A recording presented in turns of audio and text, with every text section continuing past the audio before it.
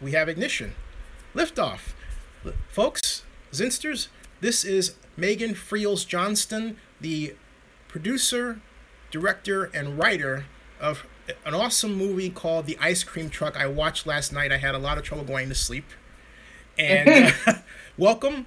And and just before we get to the conversation with you, I'm going over to the live stream to make sure that everything is tweeted out. And as my regular viewers know, this is something that YouTube has you do when you use the mobile version. However, the mobile version is far superior to the desktop version. Just letting you all know the stream is good.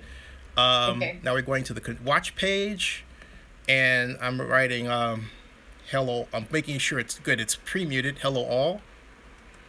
Yeah, awesome. And so now I'm going to tweet this out real quick. Oh, boom, they're already coming in. That's great. They got my notification. Yay. Okay. I'm going to tweet this out real quick. You're a talented multitasker. Oh, thank you. Every time I go through this, it's like I'm sweating bullets to make sure everything comes out the way that it does. And maybe I'm just used to sweating bullets. But there's no bullets. Okay, just kidding. But all right. So now we are here, and as you know, the drill is, if you have any questions on, you can't see this, Ms. Johnston, but if people have questions, they can ask me over here, and we go. Okay, yeah. So now we're all set. First, tell my viewers, from your point of view, what the Ice Cream Truck is about. This is my second feature film, and I love the horror genre. I was a producer for a long time before I became a filmmaker, but I felt like there was a void in the horror genre with regard to, 30-year-old women or moms, or, usually the protagonists are hot young 20s and or dudes. And so I wanted to kind of make a story that was personal to me and with regard to what I find scary. And there are kind of a couple different parallels in the film with regard to what is scary. And some of the more subtle moments are scarier than maybe the more in-your-face stuff. And it's my point of view, and it's very personal to me. I love the old kind of retro psychological thrillers of the 70s and 80s, and, that very much influenced this project. And it's about a woman who comes from progressive Seattle, and she moves home by herself at first to a new house and waits for her family to come. And she's kind of thrust into the mix of this kind of repressed suburbia. And, all sorts of things happen from there. So. Yeah, also, I want to get, you're Elmore Leonard's granddaughter. Yes. Wow. Yes, I am. How much of that informed the movie making? Because it seems to have a detective slant to it. It's. The only thing, Elmore mixed genres a lot. He mixed comedy and violence, and so I would say the only thing that is an influence or something that I've learned how to do, I think, well, is mixing genres, and that's really hard to do. And I've seen his films, some films fail because of that, and some adaptations were very successful if they're able to kind of like seamlessly mix the different genres and keep the tone very consistent. And so that, I would say, is probably my biggest influence. And he also was a writer that didn't care what people thought. He would write his stories how he wanted to say, and he was writing it for himself, and that was something that I've learned. So. And I'm curious, what was the aha moment when you said, okay, I'm going to do this story this way, and then you just went up from there as a creative, I write as a viewer, which is probably a lot of writers don't do. All the writers in my family write this way. I think it's genetic. It's not something that's taught. I visualize something in my head that I'm seeing and what I want to see, and I never outline. I don't know where I'm going, and it's like the characters' preceding actions tend to then make up the story. So I don't know step D until I know step B and C. So that's how, so it becomes very organic, and where I went with the story is not where I was thinking in the beginning. Interesting. Yeah. And then I was actually what I was not going to do. And then it felt so right. So I was like, well, if this is what feels right, I don't want to have a contrived story. I want to do it the right way. What were you originally? This begs the question. What were you originally interested in doing, and when did you shift? Well, I did not think an affair was going to happen. I will say that's kind of a spoiler, but not a really important one. I was adamant that that was not going to happen, and then it was there. It had to happen. So, wow. It just felt right, and so I had to do it. And for viewers, it's really, to me, it's a key part of the story and fascinating. Yeah. I don't want to give too much away, but I really encourage everybody to see and just wait. And then you'll see, okay, I see what he's talking about, because that was fascinating to me, that whole approach. Also, in terms of your style, it reminds me a lot of Halloween and Mike Myers. How much of that wound up being poured into the ice cream truck? I don't take specific things. What I like as a horror fan is not like the Human Centipede or, really gross, gory stuff. I love more atmosphere and suspense, and music is a huge thing for me. I love the music in really good horror films. So those are the things that I'm drawn to. Like, I love Hitchcock. I love Roman Polanski. So those things are going to influence me even subconsciously more than, some dark industrial type horror film. And that's what I'm getting at, because what got me the most about the ice cream truck is it reminded me in a way of another movie I love called Alien. And you never quite knew. You always felt a feeling that something was going to happen at any particular moment. Right. And everything was tight. And it's like, whoa, what's going to happen with, or is this going to, and so it's almost like I was left hanging, and not in a bad way, okay? But yeah, no, that's good. That's what I want that to happen. Right. That's tension, so. Right, that's exactly what I'm talking about. And that's where I was thinking, okay, Mike Myers, I was wondering where that came from, if that was in your head, and you said, okay, that's what I'm going to do. Or maybe along the way. That's what I was curious to know. Well, I don't remember who said it, or if this is a famous quote, or this is just something I heard through the years. But they say that it's like, it's not about what's behind the door; it's the doorknob turning. And so to me, that's the best part of a scary film, is the waiting. And that's what keeps you on the edge of your seat, because often the reveals are never as good as the lead up. So. That to me is the best part of scary movies. So there's a lot of that in my films. And this is basically you almost, I don't want to say chief cook and bottle washer in the film, but you have a lot of roles, right? And talk to my viewers, particularly those who are, because I know John Marks in particular wants to make a movie himself, and he's one of my constant viewers. Okay. What kind of advice do you have for people who are going to make a film like you did? What did you, learn going in? You have other credits, of course, but what did you learn going in? And you can't be too proud to do a ton of jobs and doing things out of your job description. Like, I found every location for this. I bought a lot of stuff, online prior to having certain people on board, an art department. Your goal should be, how can I get this to the finish line? And, by any means possible. And drive is a big thing. It's not, you want obviously to have some money and have a decent production budget, but even at this level, indie films are really hard, and it's years of your life, and you just better be prepared to work as hard as you can. And you can't make excuses, and if you want to do it, go do it. Find a way, There's so many great stories about that, like people buying a video camera from a big box store and then returning it. There's a million things like that you can do. And with digital being the way now, there's so many, it makes it easier. It used to just be film, so. And if you hear random dogs barking in the background, I've locked them away, so that was what the random noise in the background is. So. Oh, actually, I didn't hear it, but is that part of another movie you're planning? Just kidding.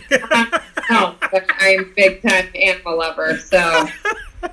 I just had to teach you about that. Yeah, sorry to get sidetracked, but so you have to just do it. And my first film I did, for very little money, and I found people that were passionate and that, wanted to do it. And if you're doing something for less money, you better be the nicest person ever and appreciate anyone who wants to help you. And gratitude, people talk about it a lot, is very important. People who are high and mighty are not going to get anywhere doing this, especially in indie film. How long did it take you to make the film?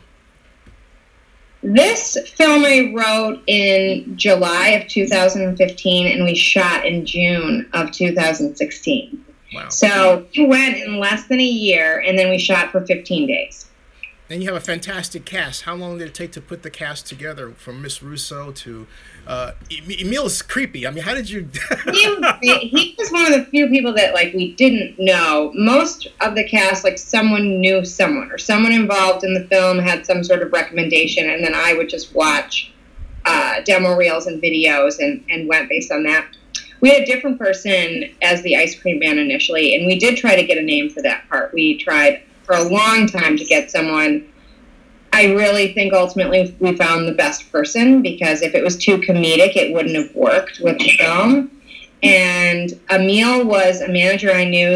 It was her recommendation. He's from Norway, and he put himself on tape, and it blew us all away. We were like, that's it. That's what we want. We want someone who's, he's method, essentially, in the film. Even in the outtakes, you can tell he's still his character, and he just understood it. He understood the part, and that it was kind of so creepy with a twinge of funny, and that's very hard to accomplish, and he did it. He did it perfectly. I'll have to say, he was, just to a T. It was like, whoa. And he reminds me of the guys I knew in junior high school. So it's just so I was going back to the 70s and nerds, and I'm like, wait a minute, maybe that guy did.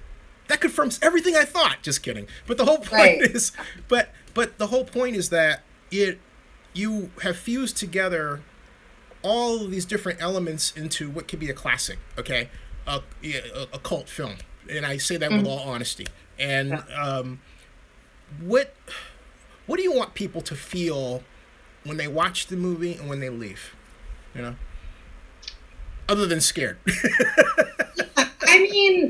I just want people to realize that I love film, just as much as the viewers. And I wanted to make something that I hadn't seen, and, and that had parts of all the types of films that I love. I like a little bit of comedy and a little bit of camp, and I love retro horror and suspense. And I wanted to feature a mid-30s character that we don't really see. And I just wanted to show a different story, and I hope that people like the whole package. I think the composer did an amazing job with the music, the cinematography, I think is great. So I'm proud of all these people that did such great work in this film. So I hope that, people appreciate what I was doing. And I think it is a fun movie to watch more than once. People get different things out of it because there are subtleties. So I just hope people like it, and I know that there will be people who don't, and that's okay, and that's kind of what art is. Art is subjective, and,